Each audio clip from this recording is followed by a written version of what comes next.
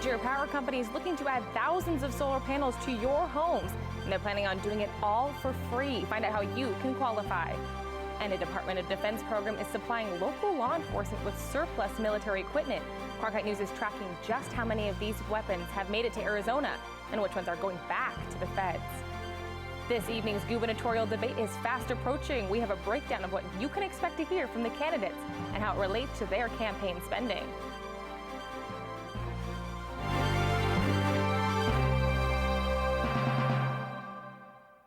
Good evening and welcome to Cronkite News. I'm Megan Thompson. Thanks for joining us.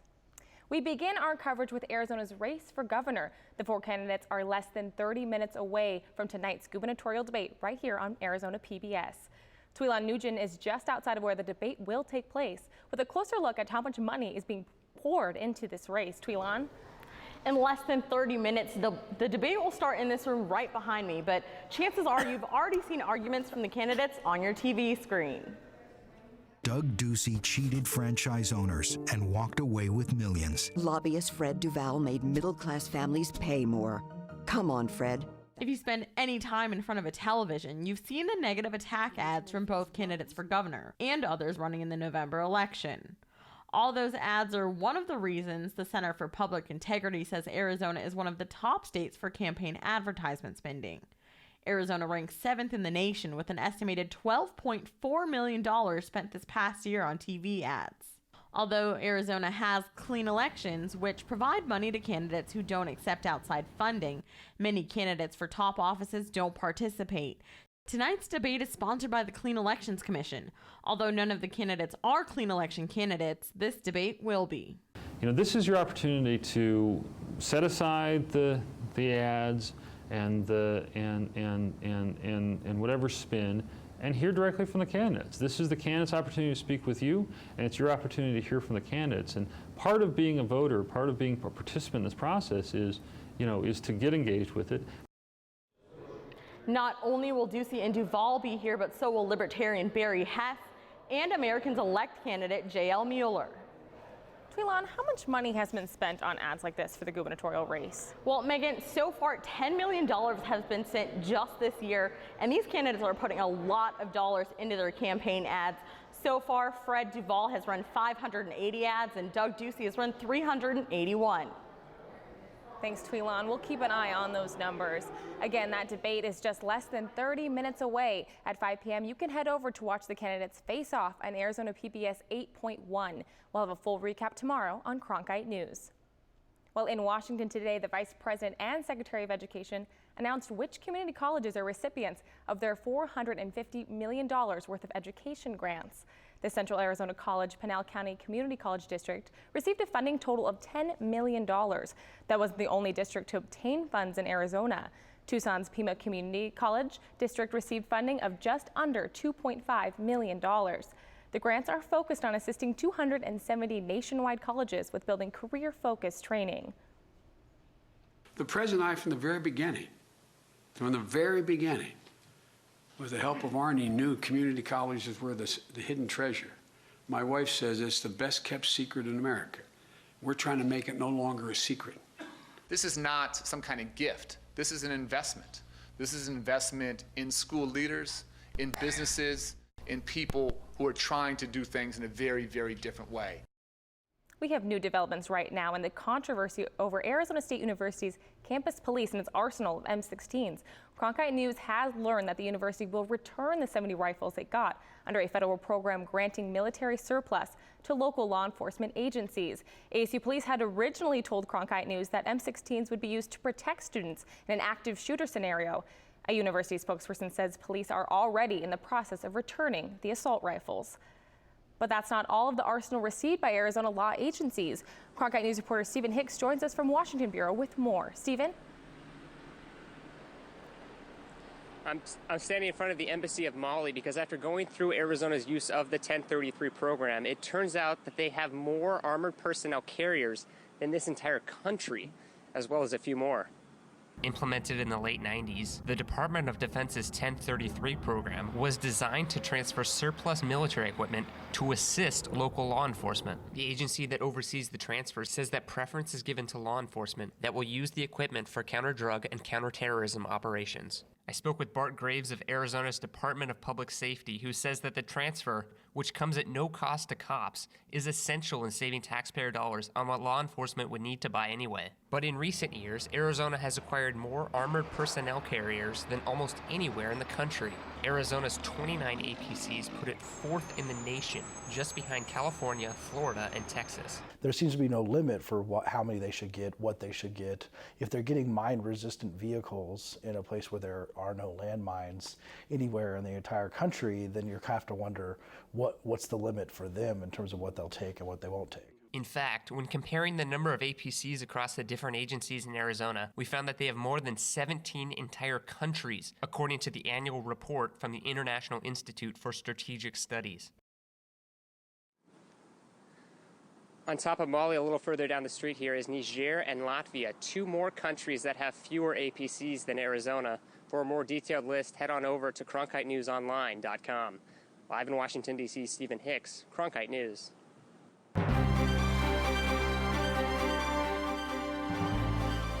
Pass it over to Carrie Osip now with a look at what's next. Carrie? This season's storms has caused indefinite road closures for a popular mountain roadway. Cronkite News reporter Colton Krolak takes us there to see the damage and how it can affect your week's plans. And one company has plans to help you update your home's power source, and it won't cost you at all. Brothers and sisters, can you tell me where to go? The women were breaking the glass ceiling. That just thrilled me. We're traveling back in time to help solve family mysteries. No. Wait, that's Amazing. a new deal for the American people. We wouldn't be who we are without them. I just gotta get on back to my home at any cost.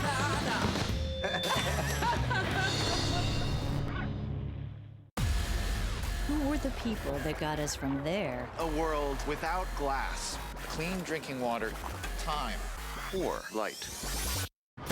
To here. These were hobbyists, garage inventors, and obsessive tinkerers. These are people who actually made the modern world, who set off an amazing chain reaction of ideas. It's the story of How We Got to Now with Stephen Johnson, coming in October, only on PBS. I'm standing up for myself and for other people like me. Wow.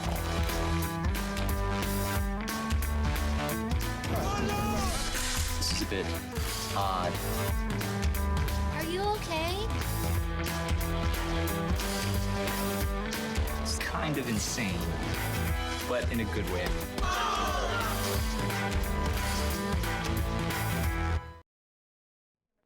Welcome back to Cronkite News. A new plan for solar expansion has been announced. Cronkite News reporter Chase Golightly shows us how one power company plans to install 3,000 solar panels on homes, all for free. Will be the most significant undertaking a utility has done in rooftop solar, in residential rooftop solar, so far in the history of the United States. Solar panels can be seen all across the valley. From homes to parking structures, solar panel installation has increased tremendously over the last 10 years in the U.S. Arizona was ranked #1 for most solar panels installed per capita, according to Environment America Research and Policy Center. And now, APS plans on expanding solar power even more. We proposed this program to meet a need. Our customers, we know, want rooftop solar. The program would allow APS customers to have solar panels installed on their roofs for no cost and also receive a $30 credit on their bill each month. The plan is expected to generate 20 megawatts of power. And 20 megawatts in utility speak is enough power to serve 5,000 homes. If the plans are approved by the Arizona Corporation Commission, APS will start an online application process.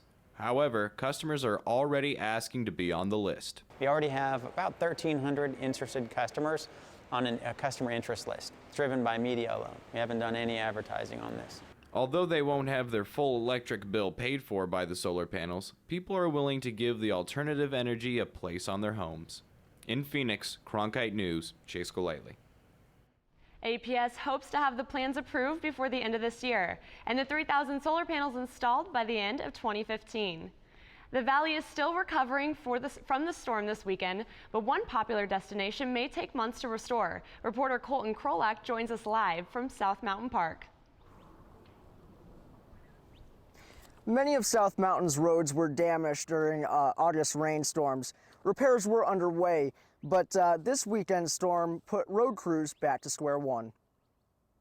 Disappointing, and it sounds like it's not going to be open for at least 3 months. Many people drive to South Mountain to enjoy the view from the summit.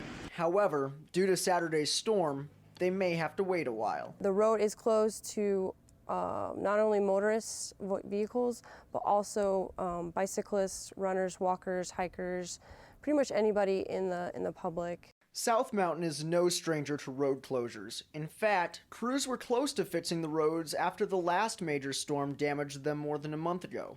Now, all that work has been lost. This is a destination for people to come, bring their family members from out of town, or people who live in the valley to drive up to the top to see the view. This valley resident planned to do just that with her parents who are visiting from out of state. She says, unfortunately, they'll have to reschedule. It is pretty disappointing. I wish that they could see that, so we're going to probably have to wait until they come visit another time for them to see that. Almost all the trails are still available to hikers. However, it might take a little bit longer to get to. Park officials are asking anybody who comes to the mountain to be prepared and bring plenty of water. Live in Phoenix, Colton Krolak, Cronkite News. Even in the best of weather, hiking still carries risk. Tana Hughes introduces us to one woman who is coping with her own family's loss by helping others survive. Yeah, since 2011, 5 people have died on Camelback Mountain, including 3 this year alone. Now, one family is working to make sure all hikers consider safety their top priority. After undergoing a multi-million-dollar improvement renovation to increase safety and sustainability, there are still accidents happening on Camelback Mountain. But the question remains, are they preventable? Chelsea McHale is an advocate for safe hiking awareness. Her brother, Clint McHale, died after slipping and falling on the mountain back in 2011. She says accidents can happen to experienced hikers. The problem is that they are ill-prepared. That's when I started working with the City of Phoenix and Parks and Recreation and created this safety sign that is now up on the mountain on the Echo Canyon side. And it has his picture and his story. And it's not a memorial sign, it's meant as a safety sign in hopes that you see that this young person did die, they were experienced. Most accidents on the mountain occur from heat exhaustion or dehydration. McHale hopes that these signs will bring more awareness to the hikers.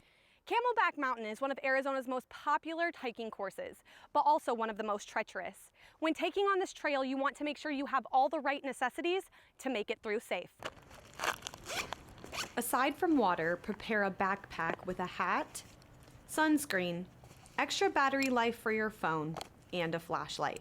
But also knowing that when you start to get tired and really thirsty and you don't have that much water, don't continue with your hike. Turn back around, or even before you get to that point, because you do have to come back. It is also important to be aware of sunrise and sunset times so you aren't hiking in the dark. Yes, as we learned in this hiking story, that dehydration and heat exhaustion are 2 of the biggest things while hiking Camelback Mountain. They don't suggest that you hike the mountain in 110-degree weather, but as we can see at our current temperature maps, it's starting to cool down to hiking weather.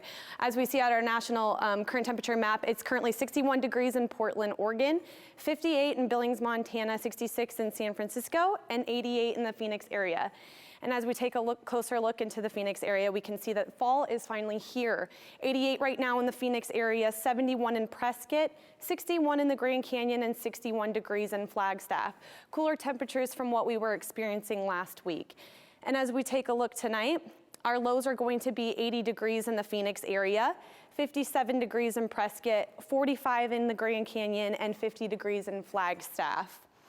And taking a look over into tomorrow, 92 degrees, sunny and bright expected. Now, Saturday we did experience a heavy thunderstorm here in the valley, more treacherous than what we thought was going to happen. But as we take a look back at our 5-day forecast, We're going to see that is going to be sunny and bright through the rest of this week. Tuesday through Saturday, expect temperatures in the low 90 degrees and no more monsoon weather coming to you anytime soon. I'm Tana Hughes, Cronkite Weather.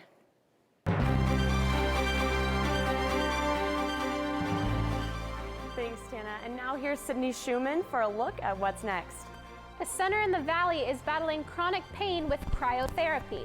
Find out how some patients are turning to extreme cold for treatment. News doesn't stop on Friday at 7:30 at night. PBS NewsHour Weekend is kind of a natural next step. The NewsHour's been committed to being available on air or online, and now weekdays or weekends. There's no shortage of news that's out there, but why do people come to us? To give them some context and analysis that they can't find somewhere else. PBS NewsHour Weekend, only on PBS. Check local listings. These extraordinary Americans all share one thing in common, a past they never knew until now. It's incredible. In his new season on PBS, Henry Louis Gates Jr. helps them uncover the truth about where they come from. I can't believe these documents even exist. Wow. Get to know them as they discover who they really are. That's pretty amazing. Finding Your Roots with Henry Louis Gates Jr. starts Tuesday, September 23rd at 8, 7 Central, only on PBS.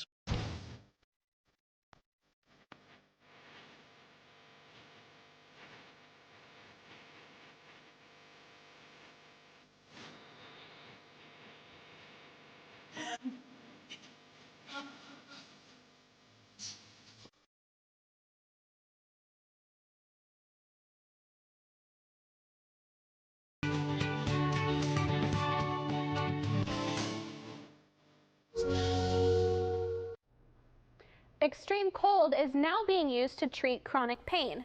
Reporter Lacey Darrow takes us to Scottsdale to show us how it works.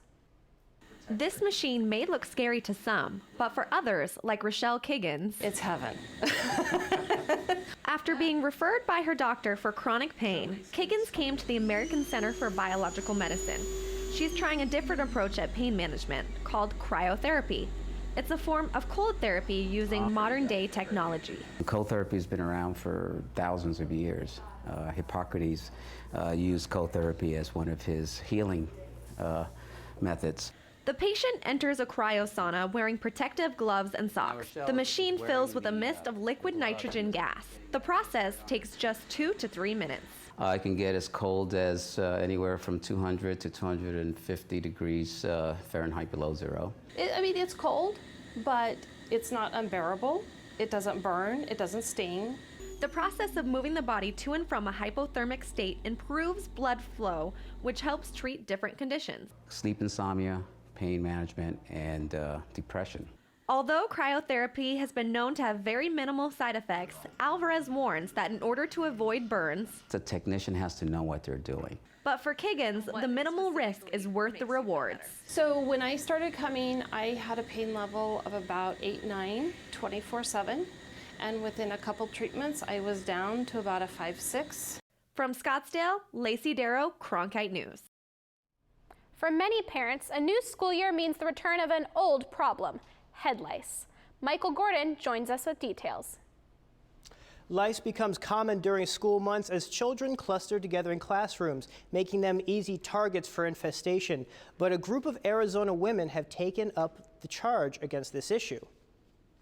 I love my job and I love what I do. Angel Cron's always wanted a job that kept life interesting, so when lice outbreaks occur around the valley, she's more than happy to take the call. And I'm extremely passionate about it because I've been through it and I know what it's like to not be able to get rid of lice.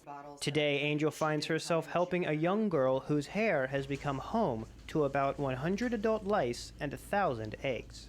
Lice infestations are more than just a nuisance, especially in schools, where one child's lice can spread rapidly amongst classmates. And for children who do develop lice, they are quarantined, kept out of school, and made to miss classes until the issue is resolved. And as Angel has learned, it can be picked up by anyone. People think of lice as being dirty, and that definitely 100% is not the case. School infestations keep her and her coworkers busy. Michelle Earle was the first lice lady, starting the business in 1997 after dealing with lice that her daughter had brought home. Traditional remedies didn't work. It was like, there's got to be something better that I can make myself. And that's when I made the TLC shampoo, was able to get rid of the lice in my daughter's hair. She drew upon her previous experience as a nurse, making her own lice shampoo using natural ingredients. The lice ladies treat not just the child, but the family and the home to get rid of the blood-sucking bugs. I was not able to sleep when my daughter had it. So I know that I've heard so many moms say, now I can sleep. Now I feel like I can sleep. The Centers for Disease Control and Prevention estimate that anywhere from 6 to 12 million children ages 3 to 11 become infested with lice each year. Michael Gordon, Cronkite News. And a Valley organization is helping train dogs to do amazing things. But we're not talking about catching a frisbee or even catching criminals. These dogs are saving lives. Meet Reagan. She is one of Arizona Golden's disability service dogs and is undergoing training so she can be paired with a family in need. We're training the dogs and getting them socialized and handled and stuff about 2.5 to 3 weeks of age, before their eyes and ears actually open. Doherty says between 12 and 14 lives have been saved this year alone by medical alert dogs. One of those saved is 8-year-old Cole, whose family depends on their dog, Bandit. He is actually a seizure alert dog. So what Bandit does is he checks in on him. He'll even just look at him and know that he's moving, he's fine, or if he's not moving, he'll try again. And if he still doesn't get some sort of response from him, that's when he'll alert us. Among other conditions, Cole has cerebral palsy and epilepsy and up to 10 serious seizures a week. Before we had the dog, I would get up and go and check on Cole every hour to 2 hours, every single night. Not that I knew that I could do anything, but I'd go in there and make sure he was still breathing. Unfortunately, not everyone can afford a service dog as soon as they need one.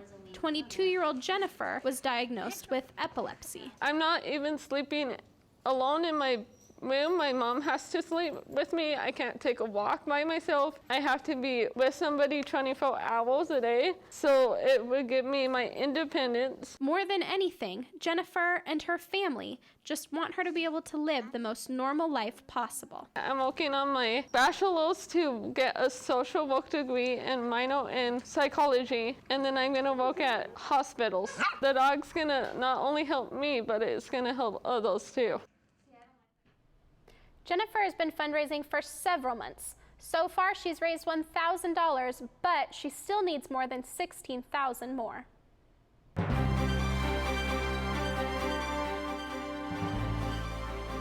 Let's go back to Megan with what's ahead. Well, I don't have puppies, but the Phoenix Suns have big plans for their upcoming season. Cronkite News reporter Elle Johns fills us in on what fans can expect.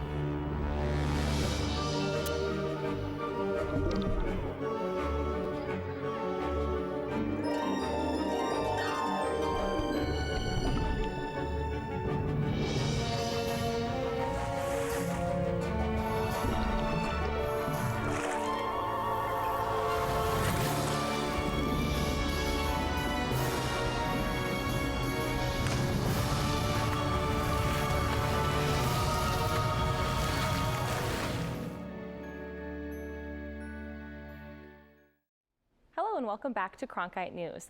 As the Diamondbacks' dismal season has finally come to an end, there is a new ray of hope for Valley sports fans as the Phoenix Suns get ready to open training camp tomorrow in Flagstaff. Today, reporter Elle Johns discovered some excitement with the team's new roster. Elle, tell us about it. Well, no matter their final record, the Phoenix Suns will make NBA history this season when they put two sets of brothers in uniform on opening day. A team's success often comes down to chemistry, and in the case of the Phoenix Suns, good DNA is more than just a figure of speech. See, they brothers, we twins, so it's a little different. Suns fans enjoyed watching twins Marcus and Markieff Morris anticipate each other's moves last season. Today we picked up a basketball. This has been our dream to be on the same NBA team. We did it in college, did it in high school, and now, Suns made our dreams come true. Not to be outdone, star Goran Dragic is now joined by his brother Zoran. That was my dream, of course, to play someday in NBA, and I'm very thrilled. Not only does the team have lots of new faces, but also big plans for the upcoming season.